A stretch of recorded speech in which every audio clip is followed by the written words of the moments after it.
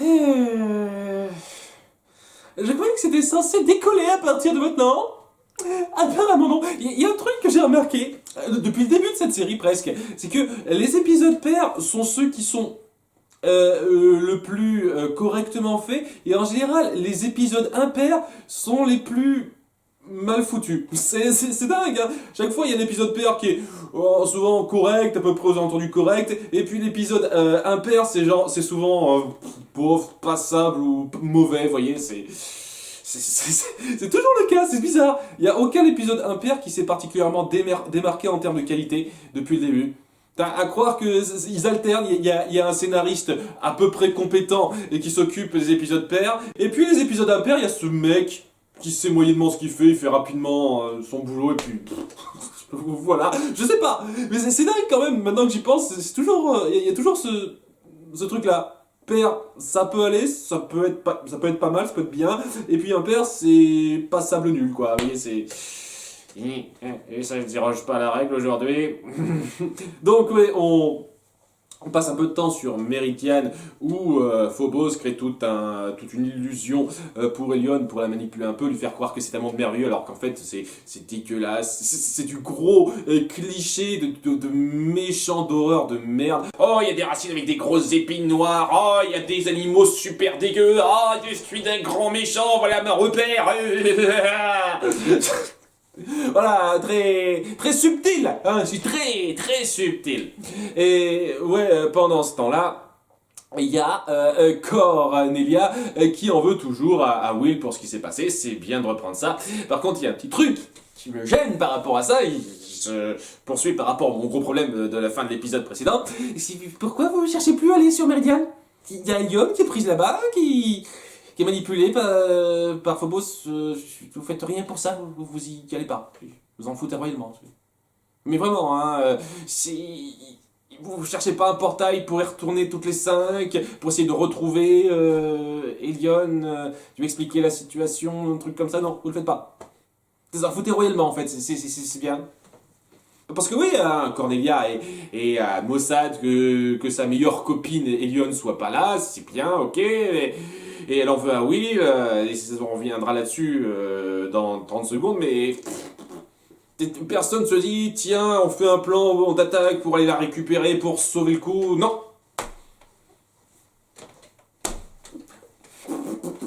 C'est un peu de la connerie quand même, hein. C'est bien beau d'amener cette espèce de grand retournement de situation qui va changer la donne, si c'est pour qu'en fin de compte, nos héroïnes se comportent un peu de la même façon par rapport aux événements, c'est-à-dire que on prend tout comme ça vient.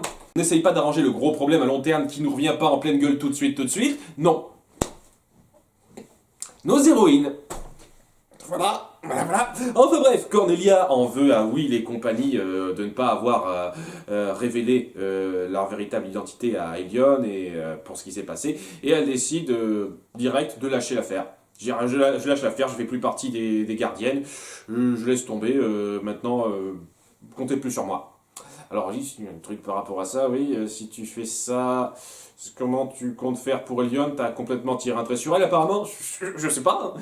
Apparemment c'est ça, hein. Vous allez tirer un trait sur Elion, vous en foutez royalement de la sauver ou quoi que ce soit tout de suite. Vous dites c'est bon, c'est foutu, on peut plus rien faire maintenant, hein. Malgré le fait que l'épisode précédent, on voulait essayer de trouver un moyen de la rejoindre, maintenant on s'en fout, hein. Désolé, excusez-moi d'insister là-dessus, mais c'est ce genre de choses qui fait que je ne suis pas pris dedans. Mais vraiment pas pris dedans, et qui fait que j'en ai rien à foutre de ce qui leur arrive. Ce sont des connes qui réfléchissent pas à l'avance. Comment vous voulez que j'en ai quelque chose à foutre du drame, de la situation, ou quoi que ce soit qui se passe, si nos héroïnes essayent de rien faire pour? Vraiment. Donc le gros conflit de cet épisode, ça va être de convaincre Cordelia de revenir auprès de ses amis alors qu'elle s'est mise toute seule dans son coin, elle veut plus leur parler. Et ouais, il y a un moment donné, Caleb essaye de la convaincre, ça va pas plus loin, elle se mise toute seule dans son coin à écouter des chansons mélancoliques sur une radio qui a pile poil le nom pour ça, avec une autre fille, est-ce qu'on l'avait déjà vue celle-là, je sais pas comment elle s'appelle, elle m'a rappelé un petit peu Irma, elle est très similaire à Irma en termes de look, mais c'est une autre fille, Voilà. Ça sert absolument à rien qu'elle soit avec elle, mais bon. Hein. C'est histoire de dire qu'elle n'est pas facilement joignable, quoi. On sait pas où elle se trouve, ce sera un petit peu important par la suite.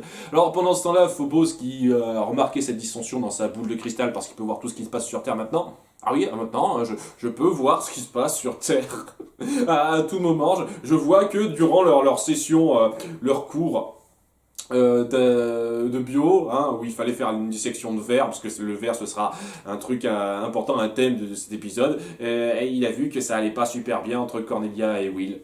Et il a ce pouvoir-là, il a tous les pouvoirs à nouveau, hein, c'est pratique. Hein. Dès lors qu'on est dans un monde magique, on peut donner tous les pouvoirs magiques qu'on veut aux personnages qui viennent, tant que ça rend le scénario, qu'est-ce que vous voulez. Hein. C'est pratique ça.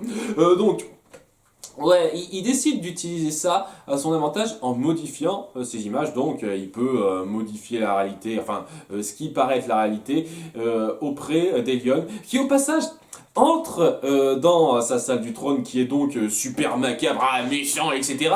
Et au moment où elle entre, il la change rapidement avec sa magie en truc joli, tout fleuri, les oiseaux chantent, les papillons volent, etc. Et je me dis, ok, si tu faisais pas trop gaffe à Elion, qu'est-ce qui l'empêchait lorsqu'elle se promenait dans les couloirs de ton château de tomber sur une salle que t'as pas transformée par magie à ce moment-là? Qu'est-ce qui l'empêchait de faire ça? D'autant plus que, oui, on voit à un moment, au début de l'épisode qu'il a du mal à gérer ce truc-là parce qu'à un moment donné, il y a un de ces trucs dégueux de gros méchants qui semble apparaître derrière elle et il le transforme rapidement pour pas qu'elle voit que c'est dégueu, méchant, etc. Quoi. Voilà, qu'est-ce qui l'empêchait de trouver ce genre de truc et si tu la surveillais pas à ce moment-là? Petit détail, mais bon, voilà, il décide de manipuler Elion en lui faisant croire que Cornelia l'a vite oublié, donc il change les images de la réalité et fait croire que Cornelia fait super copine avec Will, elle se marre avec toutes ses amies et semble ne pas penser à Elion. Tout de suite. Et vous savez quoi, dans l'absolu, c'est une manipulation un peu vache de sa part, mais globalement, ça correspond à ce qui se passe à la fin. Mais totalement. À la fin, aux surprises, deux amis se réconcilient et Cornelia se marre de bon cœur avec Will. Donc voilà, hein, qu'est-ce que vous voulez, hein, c'est à peu près pareil que ce qu'il a montré, hein. Phobos, ça c'est ses fausses images. Donc, il a pas manipulé grand-chose dans l'absolu. Enfin bref, il a vu aussi que Cornelia avait une petite phobie des vers et ça l'inspirait pour le prochain monstre du moment. Et alors qu'Elion est super déçu de voir que sa meilleure copine l'a oublié parce que on était comme des sœurs, on est traînés tout le temps ensemble, on nous prenait pour des sœurs, etc. Ah ouais, heureusement que tu le dis parce que j'avais pas du tout remarqué dans les épisodes précédents. Enfin, c'est bien de le dire, hein, ça aurait été cool de le montrer avant. Petit détail, hein, gros détail quand même. Et ouais, donc elle parle à un moment donné du cadeau que les filles lui ont donné. Ah, c'est un médaillon qu'elles m'ont donné où elles ont mis une mèche de leurs cheveux chacune. Waouh, c'est tellement pratique. Heureusement que tu m'en parles maintenant et que ça n'a jamais été mentionné avant, hein, ça va être très pratique pour cet épisode, merde. En plus, je dis pratique, mais c'est histoire de dire, ça sert absolument à rien. Mais c'est...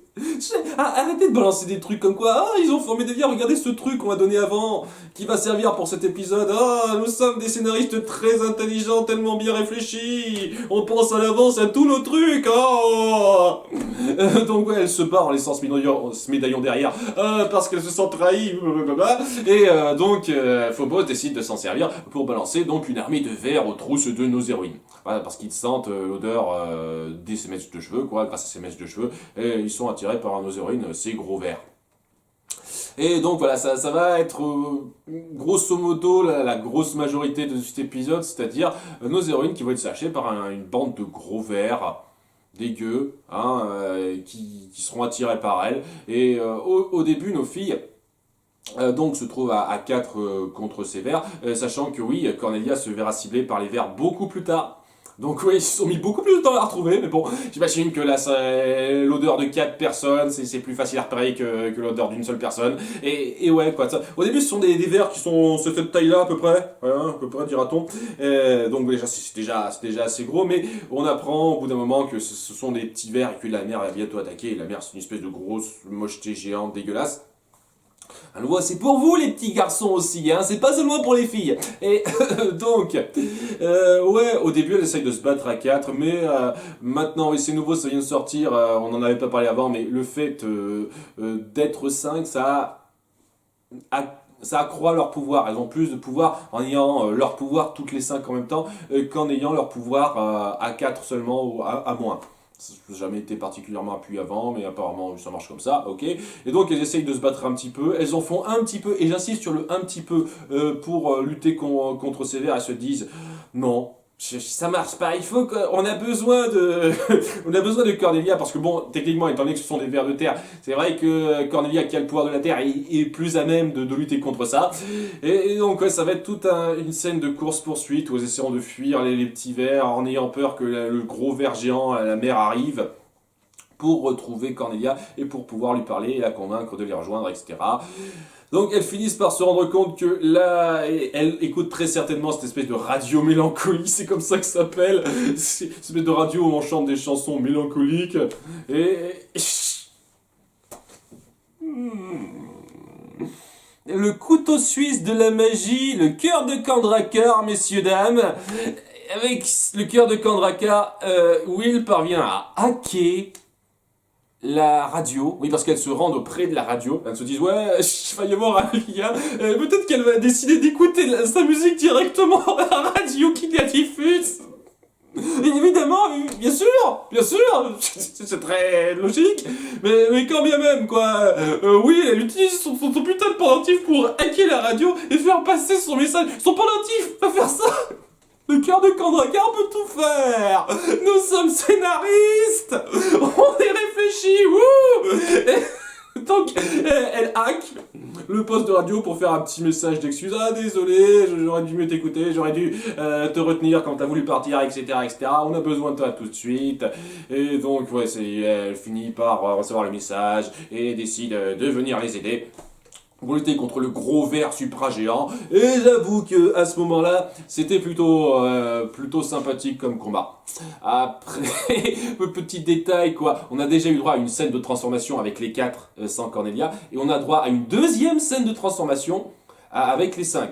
Donc, joli recyclage, hein, vous avez bien gagné 30 grosses secondes, là. Bravo. Et donc, ouais, Cornelia utilise son super pouvoir de la Terre pour créer une espèce de grosse mode de terre pour entraîner le ver géant. J'avoue que c'est super impressionnant, et le balancer dans le portail vers Meridian. Et ça me fait poser une question maintenant. Est-ce que vous allez faire ça pour tous les monstres que vous croiserez, en fait? Est-ce que vous allez balancer tous ces monstres à Meridian et laisser à Meridian se démerder avec ce genre de truc? Je sais pas, je pose une question, parce que je trouve ça un peu bizarroïde. Dans l'épisode 12 ou 13, me semble-t-il. Non, c'était l'épisode 12. Quand vous aviez combattu une espèce de grosse bestiole géante dans la fête foraine, c'était au moins intéressant de la mettre, de la contenir dans une caisse, parce que peut-être qu'il y aurait moyen de la maintenir enfermée d'une certaine façon, mais là, vous la balancez juste par le portail, la grosse bestiole. Et donc, ouais, elle fera des ravages plus tard. Et étant donné que techniquement, elle est censée être encore attirée par votre odeur, qu'est-ce qui empêche Phobos de la faire revenir? C'est comme avec le tracker dans l'épisode 7 ou 9. Quand elle voulait aller au cinéma, etc. Je veux dire, qu'est-ce qui empêche le tracker de revenir? Qu'est-ce qui empêche Phobos de faire revenir le ver géant sur Terre pour vous réattaquer après? Et étant donné que vous détruisez pas ce machin, vous le renvoyez bêtement à Meridian. Non mais vraiment, je pose une question sérieuse, ça se passe comme ça dans la BD aussi? Les monstres qui viennent sur Terre, elles s'en débarrassent en les renvoyant dans leur portail qui se reforme régulièrement au passage, et monstres qui pourraient revenir à tout moment. Ça se passe comme ça? Parce que je suis désolé, mais c'est de la merde, hein, niveau résolution. Hein. C'est complètement foireux, hein, dès lors qu'on y réfléchit. Donc, ouais, il y a un portail donc qui s'est créé. Par rapport à ça, ils ont remis le ver géant dedans. Les petits vers, j'ai pas souvenir les avoir vus passer par là. Donc ouais, les petits vers, bon, vous savez, ceux qui font cette taille-là, c'est déjà pas mal, mais ouais, ces petits vers, les petits de la mer géante, on les laisse sur Terre, semble-t-il, et donc ils sont libres, je sais pas, de grandir et de devenir aussi géants qu'elle au bout d'un moment, je sais pas. J'imagine que l'épisode n'a pas réfléchi à ça, il s'en branle royalement hein, de ce qui se passe par rapport à ça, ces vers n'apparaîtront plus, on n'en aurait rien à foutre, rien à foutre. Et donc ouais, ces petits vers, on les laisse là, et le portail, eh ben, oui, il le referme. À nouveau, hein, ça aurait pu être une bonne occasion de, je sais pas, passer par là, se retourner à Meridian et essayer un petit peu de s'adresser à Elion pour la convaincre, etc. Non, non, non, on en foutait réellement, à nouveau, hein, voilà, voilà, voilà. Et donc ça se termine donc avec Will et Cornelia qui se rabibochent à la fin, hein, en disant ouais, on est copines, c'est bon, tout est oublié à peu près, et on va poursuivre comme ça sans trop penser à notre problème. Ah. Maintenant que vous avez mis cette situation en place avec Elion, faire ce genre de perte de temps est encore plus ennuyeux qu'avant parce que il y a une urgence vraiment à gérer et c'est vraiment une sensation de perte de temps cet épisode. Hein, bien entendu, on reprend certains trucs qui ont déjà été mis avant. On fait un petit peu évoluer la manipulation de Phobos pour éloigner Elion de ses amis, même si techniquement elle était déjà pas mal éloignée de ses amis dans l'épisode précédent. Et ouais, on reprend le côté, la dissension entre Will et Cornelia. C'est bien, mais bon, c'est géré très pauvrement. Et tout ça pour une histoire qui, sincèrement, n'a pas d'intérêt, surtout qui s'incorpore mal dans la situation que vous avez mise en place. Vraiment. Donc, c'était bof, quoi.